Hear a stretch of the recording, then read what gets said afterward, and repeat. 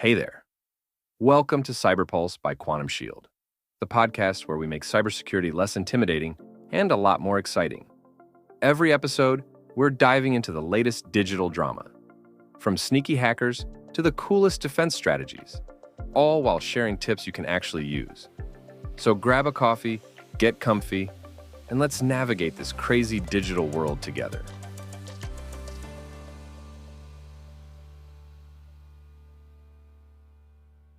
All right, everyone, welcome back. Ready to dive deep into something new today? We're tackling cybersecurity frameworks. Always a fun time. Well, maybe not always fun, but definitely important. We're not just talking about one framework either. We're going DAP on NIST, ISO 27001, COBIT, CIS Controls. We're talking the whole gamut. Exactly. If you picture it like a maze. A maze, yes, exactly. Like you've got the framework maze in front of you, and you're trying to find your way through all the acronyms and jargon to figure out what fits your organization best. It can be a bit overwhelming, to say the least. That's what we're here to break down. Like, why do we even need these frameworks in the first place? Think of it like, building a house, right? Okay, I like that. You wouldn't just start laying bricks without a blueprint. Definitely not. Frameworks are basically your cybersecurity blueprints. They give you the structure and guidance to build a strong security posture. So instead of just, hoping for the best, you've got a plan, you've got a strategy. Precisely. All right, so let's talk about these blueprints, the frameworks themselves. We've got, like I said, NIST, ISO 27001, COBIT, CIS Controls. They all sound kind of similar when you just list them off like that. They do, but trust me, they each have their own personality. Okay, so break it down for us. What's unique about each of these? Let's start with NIST, the Cybersecurity Framework. It's the one developed by the U.S. government, and it's known for being pretty flexible. Okay, flexible in what way? Well, it takes a risk-based approach. So instead of just giving you a checklist of controls to implement, it helps you understand your unique risks and prioritize your efforts accordingly. Oh, so it's more about figuring out what matters most to you and focusing on that. Exactly. Now, ISO 27001, that's a different beast. How so? It's an international standard, and it's all about building a really comprehensive information security management system. So it's more structured, more in-depth than NIST. Yeah, you could say that. It gives you a very clear framework for managing your security, documenting everything, and continuously improving, which can be great, but it can also be a bit overwhelming, especially for smaller organizations. Right, because you don't want to bite off more than you can chew. Exactly. Now, COBIT, that one's all about aligning your IT with your business goals. So COBIT's for the more business-minded folks out there, making sure security actually supports what they're trying to achieve. That's a great way to put it. It's about good governance, and making sure everything's working together smoothly. And then you've got CIS Controls. Those are a bit different. What's different about them? They're much more action-oriented. Oh, so less theory, more let's get things done. Precisely.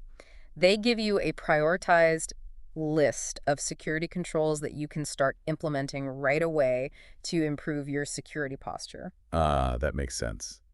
So, if you're feeling overwhelmed and want some quick wins to get started, CIS Controls are a good place to look. Exactly. But here's the thing.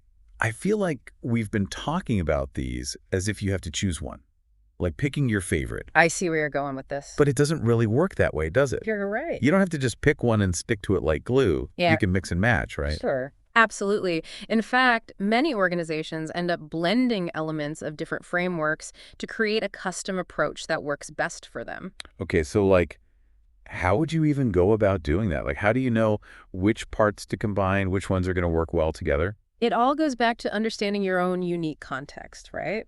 Think about your industry, your specific needs, your risk tolerance, the size of your organization. All of that factors into the equation. Right, because a small startup is going to have very different needs than, say, a global corporation. Absolutely. And even within a single organization, you might need to take a tailored approach for different departments. Exactly. So how do you choose the right starting point? It still feels kind of overwhelming. Where do I even begin? One thing you can do is look at what others in your industry are doing. Ah, okay. So see what's working for them, what challenges they've faced. Exactly. And don't be afraid to reach out for help. There are tons of resources out there, consultants, online communities, even just talking to your peers at other companies. It's all about learning from each other. Exactly. And that reminds me of that case study we discussed. Oh, you mean the one about that large organization that completely revamped their cybersecurity using the NIST framework? That's the one. They did a phenomenal job of tailoring it to their specific needs. They identified the gaps in their existing security, prioritized actions based on risk, and built a much stronger governance structure. And they saw some pretty impressive results, too, if I remember correctly. Oh, yeah. They were able to reduce their risk of a breach significantly, and they improved their overall security posture dramatically. Which is the ultimate goal, right? Ex- So, I think the biggest takeaway here is there's no one-size-fits-all solution.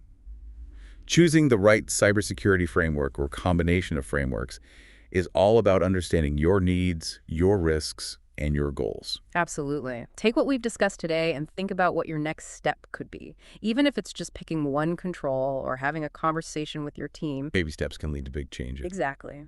All right. I think that's all the time we have for today. Until next time. Thanks for hanging out with us on CyberPulse. Remember, cybersecurity doesn't have to be scary. It's all about staying sharp and a little bit savvy.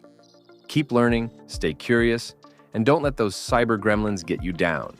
Catch you next time, and until then, stay safe, stay smart, and keep crushing it online.